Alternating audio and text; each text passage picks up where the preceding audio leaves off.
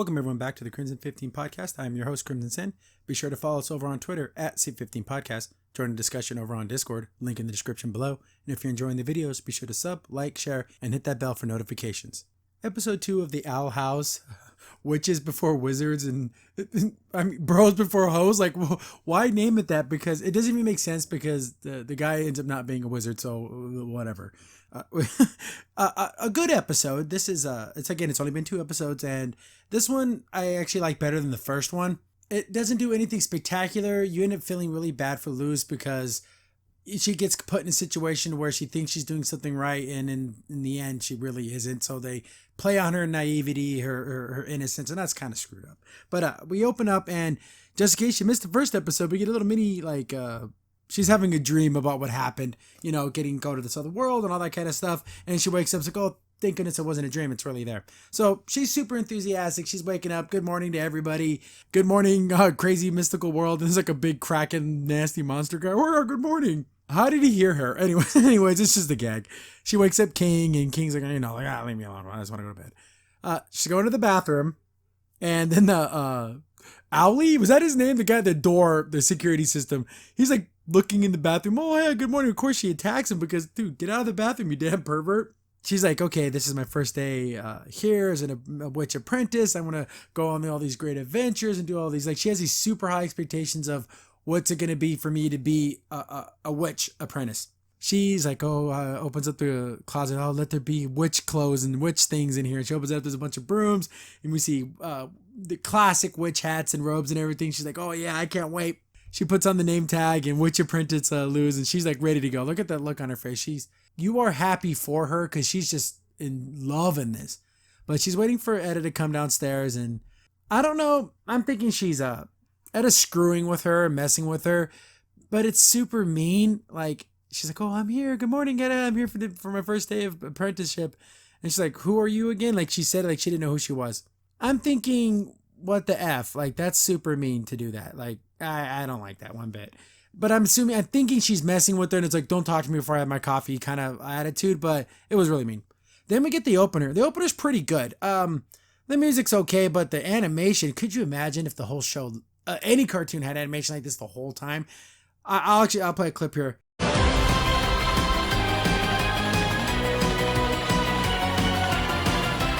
Wasn't that great? The how fluid it was and everything.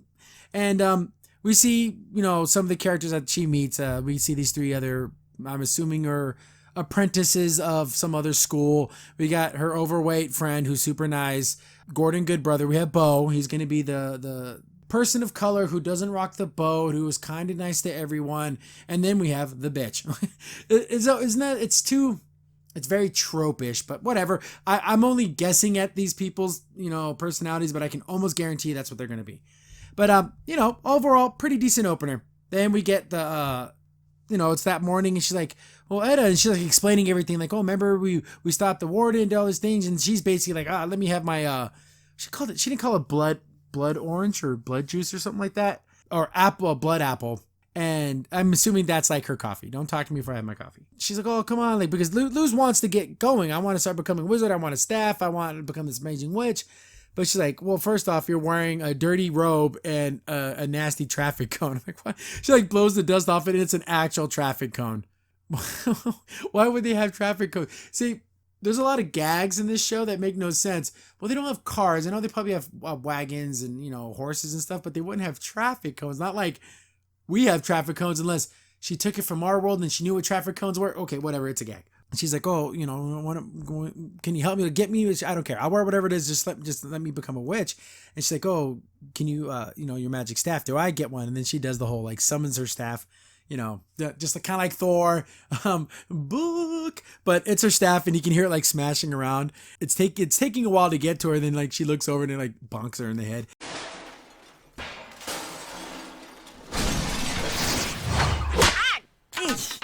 A lot of the comedy works here. I like it. A lot of the physical gags. Not as, I don't laugh as much as I do with like Amphibia, where I think the jokes just work a little better. Maybe once I get to learn these characters a little more, I'll like them more. But it seems the same kind of like a joke per minute type thing. But she's like, yeah, normally you would go to school, and at the school you would earn your staff, but here working with me as your teacher, you're going to learn by doing things. It gives her like a sack that looks like a bunch of potions and stuff. And then Etta goes to explain how she has multiple businesses, and one of the, like, you know, like she did before, she would get human stuff and sell it. But one of her main things is selling potions to people, and people order them, and then she delivers them. And, you know, haha, gag the snake oil, but no one wants a snake that isn't oiled. You know, anyone who knows, you know, old stuff, the snake oil salesman, someone that sold you something that didn't work. You know, they would do the whole gag of like, you know, the whole setup. Oh, I'm new to this town. Is there anyone who has any ailments? And then there'll be a plant in the crowd, and you'll be like, oh, sir, my back. Oh, take a sip of this oil, and it'll heal you. And then you pretend that it healed him. That's where snake oil comes from. But here they play it up as a gag. Again, another great, beautiful shot here. She's like, okay, you can deliver all these things to this island over here, and look at that. It looks great. I love these wide angle shots. Same thing in Amphibia. They just have these beautiful vistas. But she's explaining to her, oh, you know, you got to be careful when you go out there. You know, you have to be smart. Don't trust people. Deliver the packages, then come back. She drops the bag off the balcony. You can actually hear the bottles break. Won't let you down, Miss Ida. I'm sure. I'm assuming she ended up destroying that whole bag and had to get a new one. Etta sends her out the thing, and she's like, you know, don't trust people, and measure once, measure twice and cut. Oh, it's measure twice, cut once. And like, that's good advice, but like, what the hell does that even apply to anything that she's doing? Sends her on her way, and then she's like, hey, King, you got to go with her, because we know she's going to get lost or killed or eaten or whatever. And if you want to start paying rent, because you live here too, you got to go help her out. So King begrudgingly goes with her. I keep wanting to call her Anne, but it's loose. They go up, they're going to go on their little adventure, and their adventure is just delivering things. So she's in the town walking around, and of course everything's silly and weird. We got a guy selling knot dogs. Why isn't he selling goblin dogs? There's like a butterfly, but it's like a freaky, nasty looking one. And then Luz is still optimistic about this adventure, this journey, this quest, but it's really just a delivery job. Needs to be it's weird. She was sent on deliveries, or was she selling them? Because she ends up talking to the centaur guy, and she's like, oh, who has 4 hooves and needs a potion? That's you. So was she trying to sell it, or was she delivering it to this guy? Like, she knew that this was the guy she was delivering it to. But his eyes are like in his chest, and the whole joke, oh, my eyes are down here. You know how, like, if you're looking at a girl's boobs and you're not looking at her face when you're talking to her. Again, it's just a weird joke. You know, she's like, She gets to the next house, she rings the doorbell, but then like it starts to like eat her, but not really. It's like sucking on her arm. Okay. then you know, I guess they're taking a break, and you know, King's eating one of those knot dogs. Luz is starting to get disenfranchised. She's like, you know, what happened, you know, by this time, Azulia, is that her name? She already like got her first quest from a mystical wizard. They have one more delivery to make. You know, she's like, oh, forget it. You know, she's starting to like, you know, think all this is crap. She sees this big old castle, very classic fantasy castle. They ring the doorbell, and even King's like, hey, just leave the crap here, the delivery, and just get out of here. Who cares? But of course, Luz is not going to do that. She's intrigued. Classic, basic fantasy stuff. We have all these books. This wizard straight off of, you know, the classic wizard, pointy hat, white beard, you know, very Merlin-ish from Sword in the Stone. And Luz is like, yes, this is exactly what I wanted, a wizard. And this wizard is going to give me a quest, and it's going to be great. And he talks the way that she wants him to talk. Oh, who are you, young lady? I sense a very, an instinct aura about you. Come, please sit with me. And then like, it's little too on the nose. And I'm thinking to myself, okay, this guy's got to be bad or evil or something, because it's literally everything she wanted, and life isn't like that. You don't get everything in the way you expect it to be.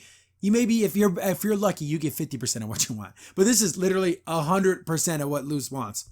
She sits down, and she just can't wait to talk to this wizard guy. He even has a little fox in his beard, like the cute little sidekick animal things. He has all these like tea and crumpets and everything. And then of course King wants to eat the food. They start to converse, but King's like eating everything. And here's the thing. I don't like King right now. Maybe he grows on me, but it, like, again, the best comparison I can make is Amphibia. I fell in love with all those characters, like meeting them instantly. I fell in love with them. King, maybe it's the voice, maybe the fact that he's a shiny Cubone, maybe that the whole thing about him being this big powerful demon didn't turn out to be anything, and it's like, but he eats all the food, and he's like, oh, you need to be a wizard or making me more snacks. Okay. But he keeps talking to Luce, and he's like, "Oh, you're very interesting. You're a human girl. Maybe, how do you like being with Etta? Because she says that she's her apprentice and everything. He's like, oh, so how are you enjoying it?" And she's like, "Well, I have an issue with this." She's like, "Well, it's okay, but she seems to think that training me is just having me do a bunch of chores." Excuse me. How long have you been doing apprentices stuff? Half a day? Maybe 5 hours? This conundrum in her mind of like, am I really training to be a witch? Am I really doing anything of importance? Should have been after a couple of weeks, not hours of just doing a basic delivery job. So her like not trusting it. I don't know. I don't like it. It happened too quick. But he's like, well, maybe there is something special about you. And then he like pulls out this like magic scroll, and it's very classic fantasy.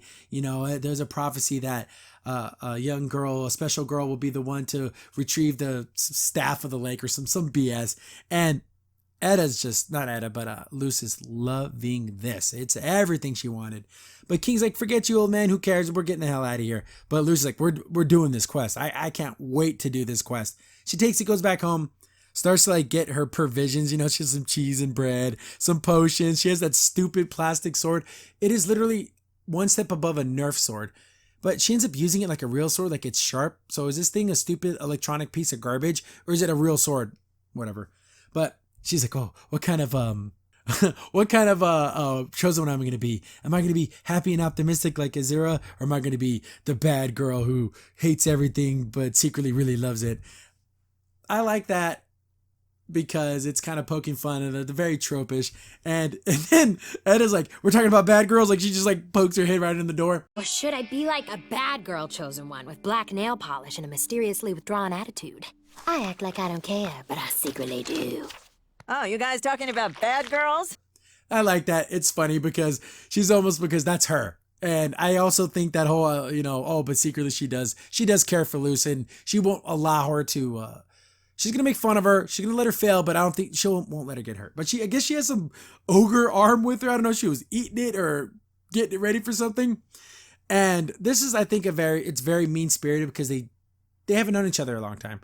If they, again, like I said, if this has been weeks and weeks and weeks, a month that she's been working for Etta, but this is hours, and they're already like digging in on her like pretty hard, making fun of her. And I'm like, guys, call off the dogs. You got her. She's not even defending herself. You got her.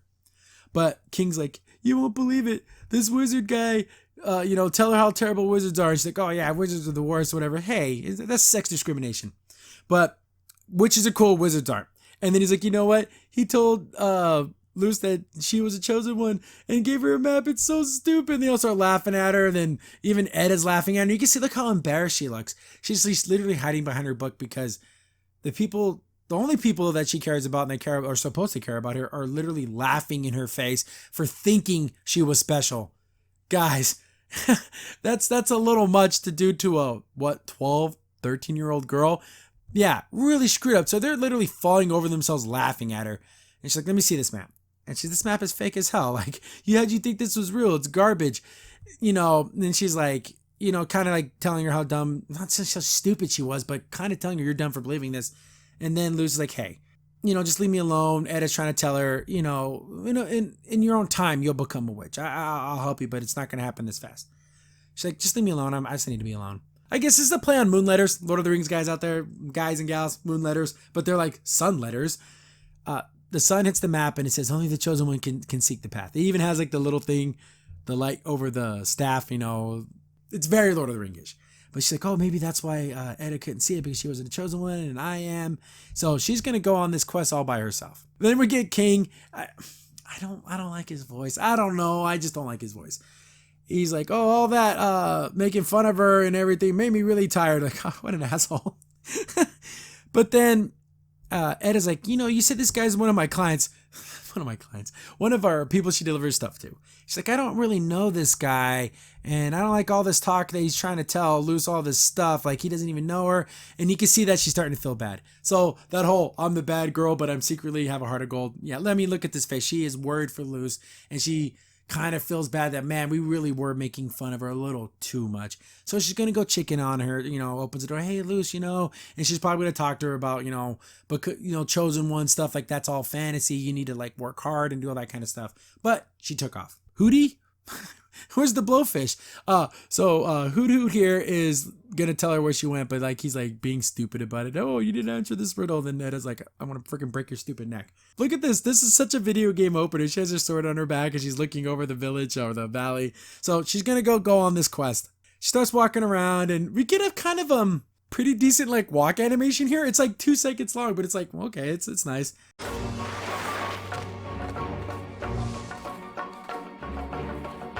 She's walking around and then she sees all this mist and she's trying to walk through it. And then she comes upon a town of like all these little cat people. Very cute, very RPG-ish. And out of the well comes freaking this like handsome, rogue of a guy here. And he pops out of the fountain. And he's like, oh, you must be the chosen one. It should have been me. And, and this is something I like this because seeing a girl attracted to a boy is almost illegal in cartoons nowadays.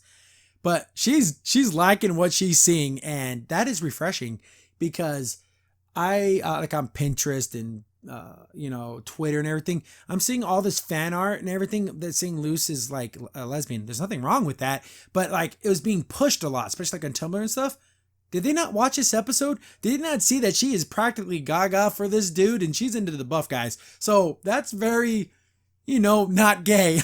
I don't know what these people just, put their own, they projected onto Luce that because, oh, she has to be gay because I'm gay. But obviously she's not a lesbian because she is digging this dude. Nevereth Blade Strife, teen prince of Angstmore.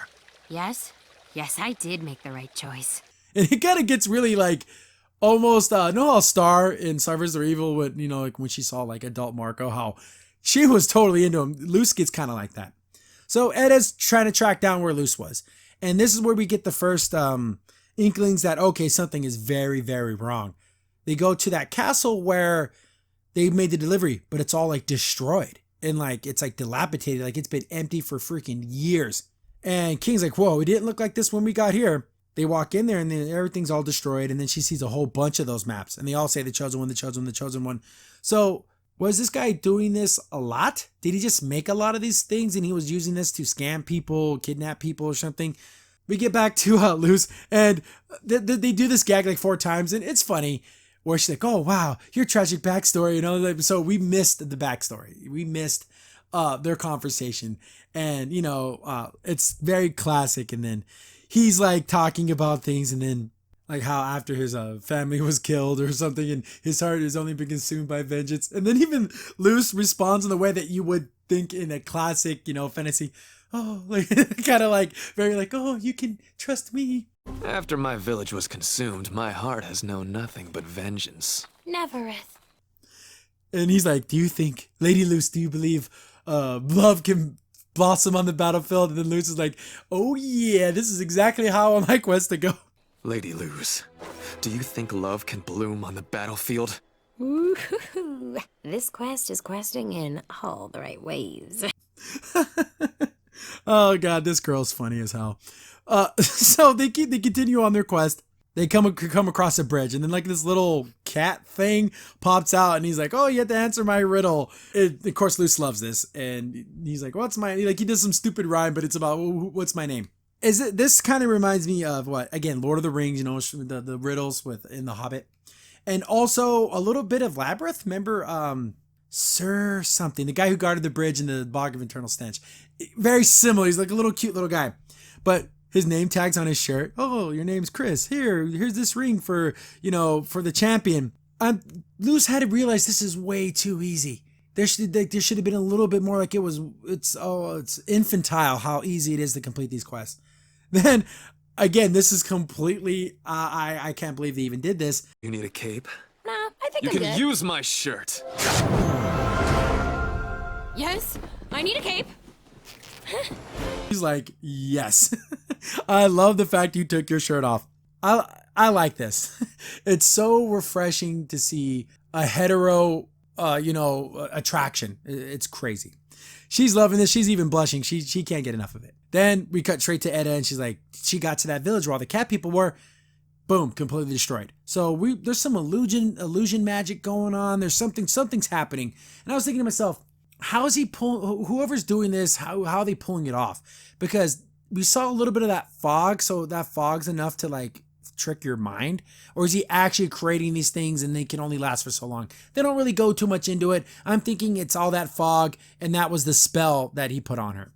But we see that little cat guy, one of the little cat guys, and he's like, all disgusting and nasty, and like fades into nothingness. So I'm assuming this spell, it's only useful for a little bit. Edda's like, dang, we need to get loose because this is really wrong. We get another scene where we skip stuff, and it's a little fairy princess. Thank you, fairy princess lady, for all those foods. They were so cute and everything. So we got to miss like the dinner scene. They keep moving along. She's like, I love this quest. Again, these gags. I like this gag. She's like, I wish this quest will never end. I hope this quest never ends. Your quest will soon come to an end, for the staff you seek is around the bend. Thanks for ruining the mood, Chris. So it's like, let me just shoot you down real quick. But we see that the staff is there. So she has to go claim her staff. She walks out there. The steps come out of the water, all very mystical and magical, very Lord of the Rings-ish, Legend of Zelda, very, very RPG-ish. She makes her way there, and then, this whole time, she's always felt like an outcast, but here I'm special. Here I'm actually worth something to somebody. She grabs the staff, all this magical power comes out, and she's like, yes, I knew that I never fit in back home, but here I have a purpose. Then the staff just fades away and everything just turns to darkness. I'm like, oh, here we go. The illusion's wearing off. So this was the thing to capture her, draw out Etta, something like that. Get back to Etta, and she's like, you know what? We have to catch up to this guy. She's flying as fast as she can. Normally she was kind of walking. Now she's like rushing there because she's going to go save Luce. She draws her sword, which is good because she's like, okay, maybe this is just another final test and I have to defeat the final boss, and then, I'll reclaim the staff. And then we see the wizard guy, and he's like all like puppet nastiness. And that's what Etta was talking about. Oh, this guy wasn't a wizard. He's a puppeteer. He's a demon that can make illusions and stuff. So this guy wasn't a wizard. So the title doesn't make sense. Anyways, so we can see the puppet. All these characters were puppets. And this guy is one ugly looking bastard. We see slowly but surely Luce is starting to figure it out. She's like, oh, maybe if I save everyone. He's like, no, there was no everyone. It was just me. And you thought you were special. All I wanted to do was to draw out the owl lady, Etta, and because she's been cutting into my potions business, and I knew you would be dumb enough to basically believe me. And all those little items she got were just gonna use to bind her. And my own accessories betrayed me. You can see, she feels stupid for believing in this. She feels like an idiot, but she's like, you know what? You may have captured me or whatever, but Etta's not dumb. She's not gonna show up here. She's way too smart for that. And then she shows up, and then she instantly gets captured. Yeah, put up a better fight. But doesn't she look a little weird here? I don't know. At first I thought she made an illusion or something because it doesn't really look like her. But it is her. So this ugly bastard of a guy is talking crap, and she's like, Etta's like, let her go. You have me. Let Luce go. She's just a human girl. Just leave her alone. Then he gives her the whole illusion thing. He blows like this magic smoke in her face, and then we see all the characters that she interacted with.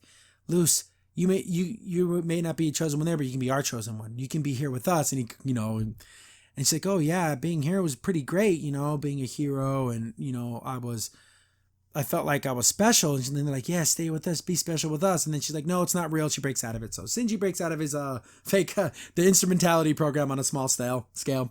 But she gets her sword and she's like, you stupid bastard. I'm going to get you for everything that you did. Stabs the wizard and he just poofs. So I'm thinking, is this plastic sword real? Does it have a metal edge? Or is it just enough to just hit him? Remember when she was super weak and couldn't lift up a lever? Now she's strong enough to have a sword battle? You see inconsistencies. Anyways, so she keeps fighting enough to, Etta gets loose. And then she does like a cool fireball spell. Awesome, love it. Then she's fighting that one guy, the shirtless guy, handsome McHandsome. And she stabs and kills him and he poofs into nothingness. And people were like losing their balls over this scene. Well, we know it's a fake plastic sword. We know that he's just a stupid illusion puppet thing, so it's not that great. Then it's just he has King, give up or I'm going to kill your little dog here. He's like, I'm not a dog, but he's crushing him. Luce throws her sword down, and so does Etta, but Etta has magic. Just do something magical. She kicks the sword hard enough to go like halfway through this dude's freaking skull. Again, I thought this was a stupid plastic noisemaker. But it's enough to like drain his power to where he becomes like a little squid guy. And Etta just straight up eats him. I'm like, oh, freaking gross. But then, they won the day, but, Luz still feels like an idiot. She's like, this place is nothing like I thought it would be. There's nothing magical or mystical. Every day there is magic and stuff, but it's not what I wanted out of it. Ed, as I care, come with me. Flies her up and sees the island from above, look at from far up close, everything's kind of crappy and stupid and stinky and gross and slimy. But when you back up a little bit, see it from a different perspective, it is quite beautiful. And they're looking at the stars and everything. And she's like, you know what? And this is good advice. I like this. And you could look how concerned Etta looks, because I'm betting she's seeing a little bit of herself in Luz. Maybe when she was younger, she believed in all these things. I'm going to be great and wonderful. I want to be this great hero and go on this quest. And she had to learn, the lessons of life. And then now she gets to pass this on to Luz a little bit. She's like, hey, you're going to work with me and you're going to be fine. You're going to, it's going to be a slow process. But if you're waiting for some prophecy to tell you're special, then you're never going to be special. You have to go out there and make it happen, which is great. You can't just dream, my darling. You have to make it happen. So good lesson. She kind of leans on Etta and, I want this to be a mother-daughter relationship or daughter-older sister relationship. Again, I've seen some stuff on Tumblr. But very nice ending. I like the second episode. All the making fun of her and really putting her down, making her feel stupid, a lot for one day. Like I said, this storyline should have happened. Like, they should have done like a bunch of quick cuts, like day 1, day 2, day 3, and she still just has her doing a bunch of chores. Oh, Etta, are we going to do practice magic spells? No, I need you to go clean this. And then day 3, oh, we're going to practice, transmogrification. I need you to deliver this package. Then like after like maybe 2 or 3 weeks, that's when Luz would be like, forget this. I need to find my own quest because you're never going to give it to me. That, I think it would have worked better that way. And that's like, what, 5-6 seconds of like a little bit. And it's a funny joke too. It's a funny progression. But whatever, it happened in one day, blah, but overall, I like this episode. Wizards are just old people with glitter in their pockets. Crimson Saint here. Thanks for watching the video. If you're enjoying the content, be sure to sub, like, share, and hit the bell for notifications so you don't miss a single upload. If you have any tips or story ideas, hit us up on Twitter at C15Podcast, or better yet, join our Discord server, link in the description below.